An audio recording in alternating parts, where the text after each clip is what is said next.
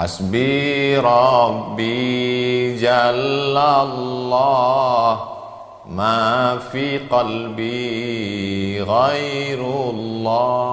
Saya pernah mendengar cerita tentang manusia masuk surga dan neraka. Di antaranya kisah tentang wanita tunasusila pelacur yang masuk surga karena menolong seekor anjing. Kisah seorang yang masuk surga tapi belum pernah sholat dan sujud, orang masuk surga dan neraka karena seekor lalat. Pertanyaan saya, apakah saat ini sudah ada umat Nabi Muhammad atau manusia yang sudah berada di surga neraka? Bukankah manusia akan masuk surga neraka setelah hari kiamat?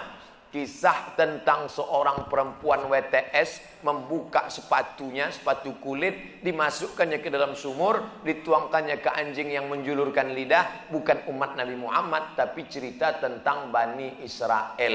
Allah mengampunkan dia dan dia akan masuk surga. Apakah di surga itu sekarang sudah ada orang di dalamnya? Nabi Muhammad dulu masuk ke surga untuk apa? Meninjau-ninjau, menengok-nengok.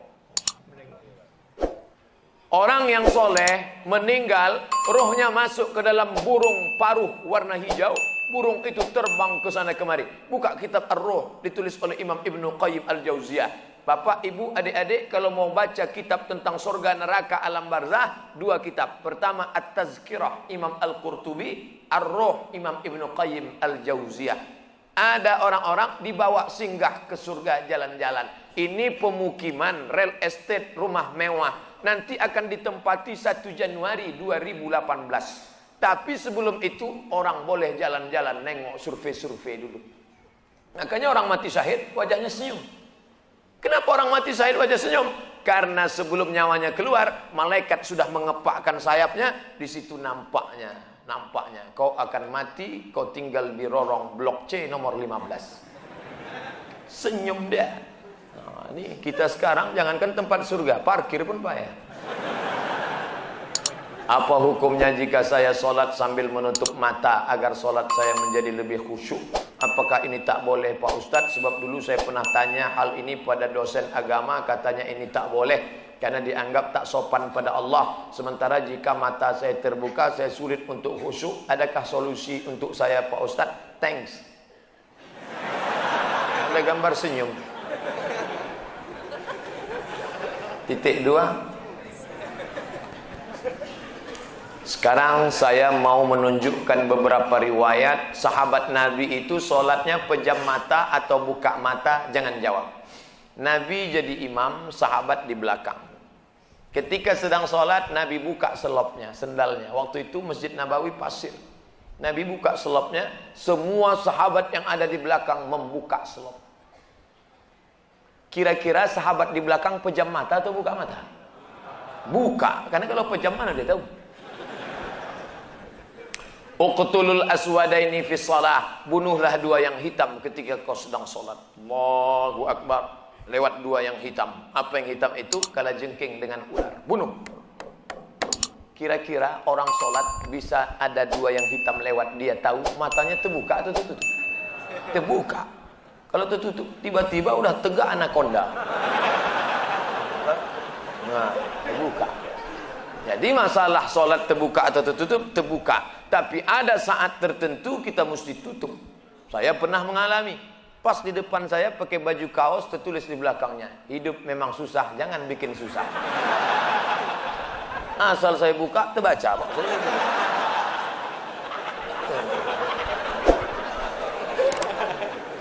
Jangan sholat ke masjid pakai baju bergambar-gambar, bertulis-tulis, pakai baju polos.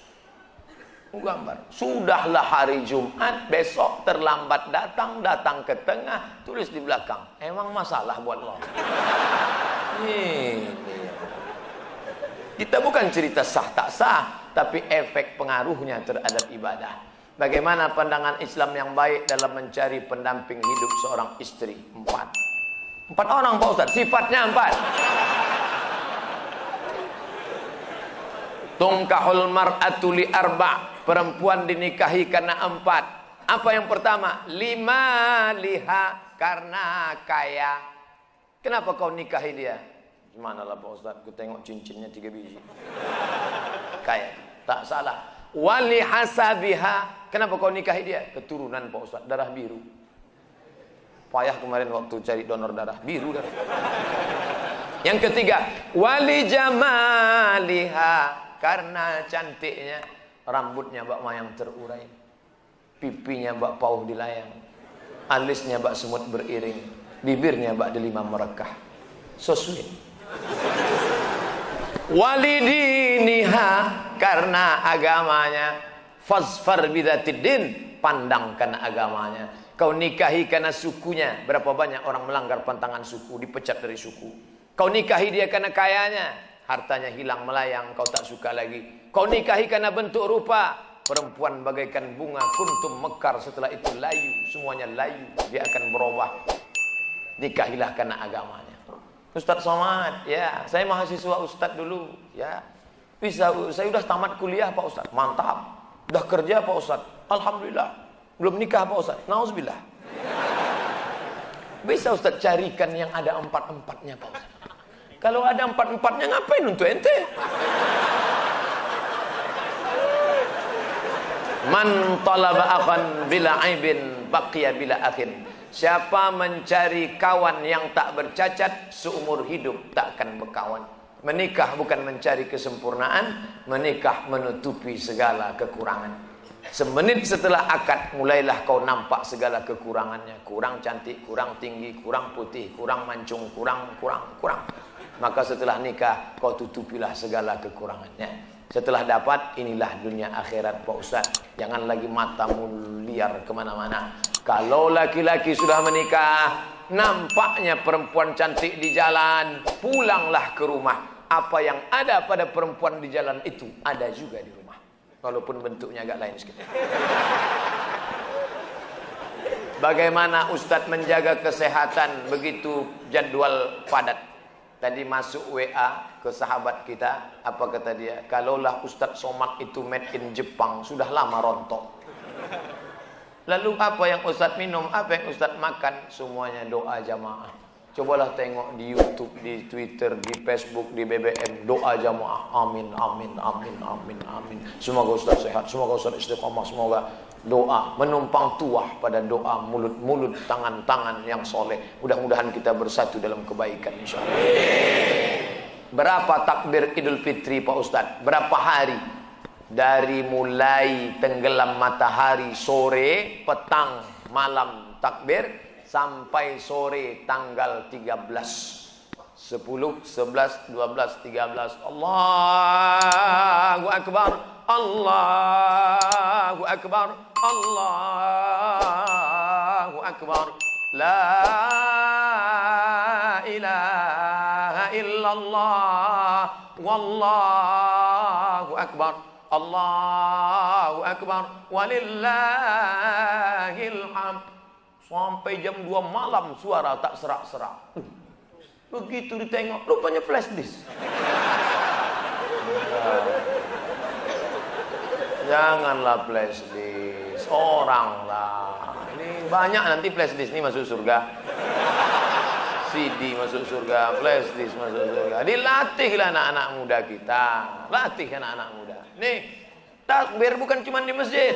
Selama 4 hari itu takbir. Anak-anak, ibu-ibu di rumah sambil masak opor, masak rendang, masak gulai kambing. Allahu Akbar, Allahu Akbar. La ilaha illallah. Garamnya kurang. Apa yang membuat Ustadz tetap istiqomah berdakwah dari masjid satu ke masjid lain? Bukankah Ustadz sudah ada tawaran TV swasta untuk mengajak Ustadz mengisi acara di salah satu stasiun TV yang kita semua sudah tahu kalau tampil di TV bayarannya besar. Dia mau saya harus ganteng. Masuk TV itu 2, ganteng betul atau buruk betul. Saya pula kan tidak pala buruk, tapi ganteng pun tidak juga. Pakaian itu harus begini, harus begitu. Nah, itu yang tak bisa. Tapi yang paling berat ini jadwal. Jadwal harus gini. Saya tak bisa jadwal. Saya sudah penuh sampai 2018 Idul Fitri. Saya sudah. Nah, nanti setelah itu barulah kita masuk ke TV-TV. Kok muat? Apakah memang ada hadis yang mengatakan tidak kujamin umatku 14 abad akan datang? Seandainya hadis ini memang ada, apa yang tidak dijamin? Syafaatnya atau ibadahnya? Mohon pencerahan. Tak ada. Nabi jangan berkecil hati hidup zaman sekarang. Apa kata Nabi sallallahu alaihi wasallam? Al ibadatu fil haraji kahijratin ilayya. Siapa yang tetap istiqamah beribadah padahal waktu itu banyak fitnah-fitnah, sama macam berhijrah bersama Nabi Muhammad sallallahu alaihi wasallam. Jadi jangan mengutuk nasib. Mengapa aku hidup di abad sekarang ini? Kenapa tak hidup zaman Abu Bakar, Umar, Utsman, Ali? Kalau mental model ini, hidup zaman dulu pun jadi Abu Jahal, Abu Lahab.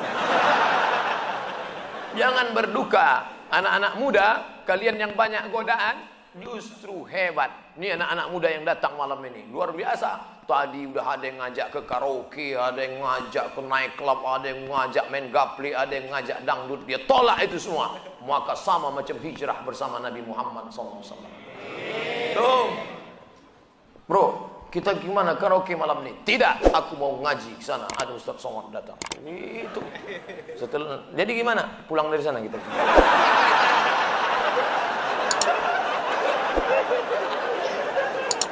Ada suatu hadis yang mengatakan bahwa menikah itu adalah sunnahku. Barang siapa yang tak mengikut sunnahku maka dia bukan umatku. Bagaimana dengan Imam Syafi'i? Karena dalam buku autobiografi Imam Syafi'i mengatakan beliau tak nikah. Imam Syafi'i menikah. Dari mana Ustaz tahu Imam Syafi'i menikah?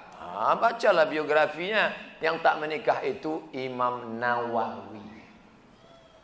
Betul, ada imam dalam mazhab Syafi'i, Imam Nawawi.